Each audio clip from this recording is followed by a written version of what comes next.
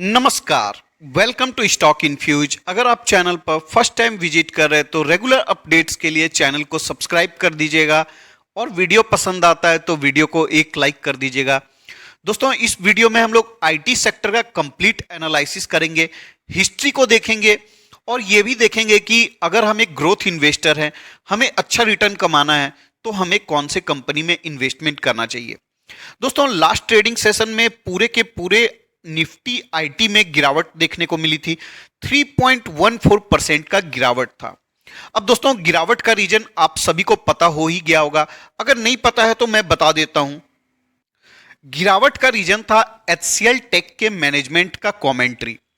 HCL take के management का कहना है कि आने वाले कुछ क्वार्टर तक हमारा रेवेन्यू का ग्रोथ उतना नहीं रह सकता है जितना मार्केट को एक्सपेक्टेशंस था या फिर जितना कंपनी के मैनेजमेंट का एक्सपेक्टेशंस था। अब दोस्तों, ये सुनकर मार्केट को निगेटिविटी फील हुआ, इसलिए स्टॉक में बड़ा करेक्शन देखने को मिला। पूरे के पूरे आईटी सेक्टर में करेक्शन मिला है। अब दोस्तों, जब बड़ी आईटी कंपनी में रेवेन्यू का ग्रोथ कम आ सकता है तो ये आशा किया जा रहा है कि अन्य कंपनियों में भी ऐसी परिस्थिति हो सकती है। आने वाले कुछ समय में हो सकता है कि आपको अन्य कंपनियों का भी कमेंट्री देखने को मिले। इस कारण आपको एचसीएल टेक के स्टॉक में 6.5% की गिरावट मिली थी। अब दोस्तों, ये बड़ी आईटी कंपनी है। अगर बड़ी आईटी कंपनी में 6.5% की गिरावट होती है तो इसको बड़ा गिरावट माना जाता है। अब दोस्तों, थोड़ा सा हम लोग हिस्ट्री को देखते हैं कि थोड़ी पुरानी यादें ताजा करते हैं कि पास्ट में इस कंपनी के साथ क्या हुआ था। अब दोस्तों, ये 2015 का न्यूज है। आप देख सकते हैं एचसीएल के स्टॉक में 15% का गिरावट हुआ था। अब दोस्तों, इसके रीजन को देखें तो अब देख सकते हैं यहां भी रीजन था। पास्ट में भी रीजन बताया गया था कि रेवेन्यू ग्रोथ में कमी आ सकता है। तो दोस्तों, 2015 में भी स्टॉक में बड़ी गिरावट देखने को मिली थी, लेकिन स्टॉक वहां से भी रिकवर किया और आज स्टॉक देख सकते हैं बहुत अच्छा रिटर्न भी प्रोवाइड कर रहा है। तो दोस्तों, शॉर्ट टर्म में आपको हिस्ट्री को समझना चाहिए कि ये प्रॉब्लम स्टॉक मार्केट में आता ही है। दोस्तों, स्टॉक मार्केट में शॉर्ट टर्म में न्यूज का इफेक्ट बहुत ज्यादा होता है। जब किसी भी कंपनी के बारे में कोई बुरी न्यूज आती है तो उस सेक्टर में भी असर देखने को मिलता है और कंपनी में तो देखने को मिलता ही मिलता है। तो दोस्तों, ये सारा का सारा प्रॉब्लम शॉर्ट टर्म का है। अभी आपको इन्फ्लेशन का प्रॉब्लम मिल रहा है यूएसए में, यूरोप में, यूके में, और इंडिया के आईटी सेक्टर का ज्यादातर रेवेन्यू, ऑलमोस्ट 70% का रेवेन्यू इन्हीं जगहों से आता है। तो अभी इन जगहों में अगर रिसेशन का प्रॉब्लम आने वाले समय में हो सकता है आ जाए। अभी इन्फ्लेशन का प्रॉब्लम चल रहा है, थोड़ी डिमांड में कमी देखने को मिल रही है, तो इस कारण ही आपको आईटी सेक्टर पर दबाव देखने को मिल रहा है। अब दोस्तों, इसमें एक और तड़का लग जाता है। तड़का को देखें तो तड़का है दोस्तों क्रेडिट स्विस। अब क्रेडिट स्विस एक रिसर्च ऑर्गेनाइजेशन है।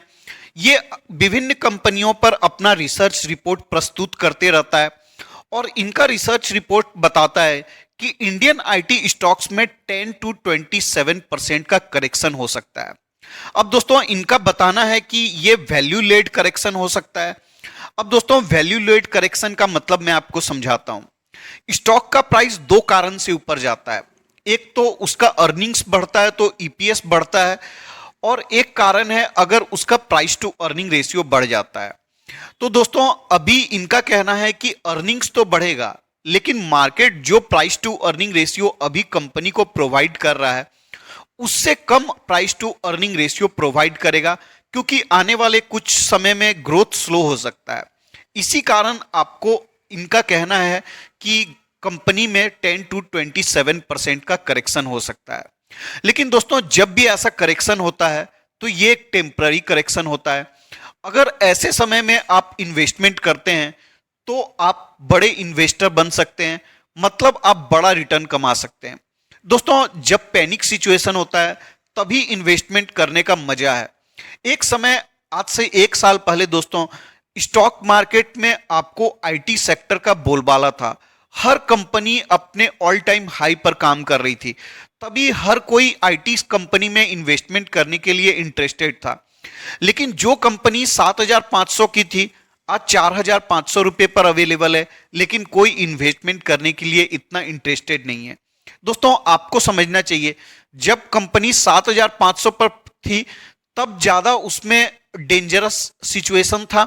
ये 4,500 रुपये पर है तब ज्यादा खतरा है। दोस्तों जितना प्राइस गिरता है, रिस्क टू रिवार्ड रेशियो उतना आपके फेवर में जाता है, न कि उसमें खतरा बढ़ जाता है। अब दोस्तों मार्केट में एक और एक्सपर्ट है, नाम देख सकते हैं विकास खेमानी जी। इनका कहना है कि अभी जो आईटी सेक्टर में डर का माहौल है, ऐसे समय में आपको जो इन्वेस्टर है लॉन्ग टर्म के, उनके लिए एक बहुत ही अच्छा अपॉर्चुनिटी है। और दोस्तों इनके विचार से मैं काफी हद तक सहमत हूं कि ये बहुत ही अच्छा मौका है इन्वेस्टमेंट करने के लिए। अभी के टाइम में इन्वेस्टमेंट करते हैं तो ये आने वाले समय में आपको बहुत अच्छा रिटर्न बनाकर दे सकता है। दोस्तों जो लोग 2008-9 का अपॉर्चुनिटी मिस कर गए, जो 2015 का अपॉर्चुनिटी मिस कर गए, उनको आज से अपॉर्चुनिटी मिल रहा है। वो आज के समय में इन्वेस्टमेंट करेंगे तो आने वाले समय में वो बड़ा रिटर्न कमाएंगे। और जो नए इन्वेस्टर आएंगे वो देखेंगे कि हमने तब के समय में अपॉर्चुनिटी को मिस कर दिया था। तो दोस्तों अभी पीएसयू बैंक, पीएसयू कंपनी अपने ऑल टाइम हाई के आसपास जा चुका है। 6 महीना में 100%, 90% का रिटर्न प्रोवाइड कर रहा है और हर रिटेल इन्वेस्टर पीएसयू कंपनी की तरफ या पीएसयू बैंक की तरफ भाग रहे हैं। लेकिन दोस्तों आप देख लीजिएगा आने वाले 1-2-3 साल में कि आपको कहीं से भी आईटी सेक्टर को पीएसयू बैंक या पीएसयू कंपनी रिटर्न के मामले में पछाड़ नहीं पाएगी। तो अभी के समय में आपको इन्वेस्टमेंट करने का मौका तलाशना चाहिए। अब दोस्तों सवाल आता है कि कौन से कंपनी में इन्वेस्टमेंट करें। तो इससे पहले भी मैंने कंपैरिजन वीडियो बनाया था कि आपको कौन से आईटी कंपनी में इन्वेस्टमेंट करना चाहिए। देखिए दोस्तों, मैं अपने जैसे समझ के बोलता हूं, क्योंकि मैं भी एक रिटेल इन्वेस्टर हूं। हम लोगों के पास फंड लिमिटेड होता है, तो हमें ऐसे कंपनी में इन्वेस्टमेंट करना है जहां हमें अच्छा रिटर्न मिल सके। अब किसी लोगों के पास बड़ा कैपिटल है तो उनकी बात अलग है। जिनके पास लिमिटेड कैपिटल है इन्वेस्टमेंट करने के लिए, उनको ग्रोथ कंपनी में ही इन्वेस्टमेंट करना चाहिए। अभी प्राइस टू अर्निंग रेशियो के हिसाब से देखें तो एचसीएल बहुत ही रीजनेबल वैल्यू पर ट्रेड कर रहा है। अगर एलटीआई का प्राइस टू अर्निंग रेशियो देखें तो 50 का नजर आता है, लेकिन ये स्क्रीनर पर गलत दिखा रहा है। आने वाले क्वार्टर में जब कंपनी का रिजल्ट आएगा तो ये आपको एडजस्ट होकर 30 के आसपास नजर आएगा। अब दोस्तों अगर सेल्स एंड प्रॉफिट ग्रोथ को देखें तो 5 ईयर का सेल्स आपको सबसे ज्यादा एलटीआई में नजर आता है 19 का। उसके बाद आपको एचसीएल का नजर आता है 12.48 का। तो आप देख सकते हैं बड़ी आईटी कंपनियों में सबसे ज्यादा ग्रोथ एलटीआई का है। अगर प्रॉफिट के ग्रोथ को देखें तो 5 ईयर का प्रॉफिट ग्रोथ भी आपको सबसे अच्छा एलटीआई का 19 का देखने को मिलता है और अन्य कंपनियों का आपको सिंगल डिजिट में देखने को मिलता है। अगर रिटर्न को देखें तो 3 ईयर का रिटर्न आप देख सकते हैं सीएजीआर 39 के हिसाब से मिला है एलटीआई में, और अन्य कंपनियों का इससे कम है। इंफोसिस का आपको 30 मिलता है जो कि काफी अच्छा माना जाएगा।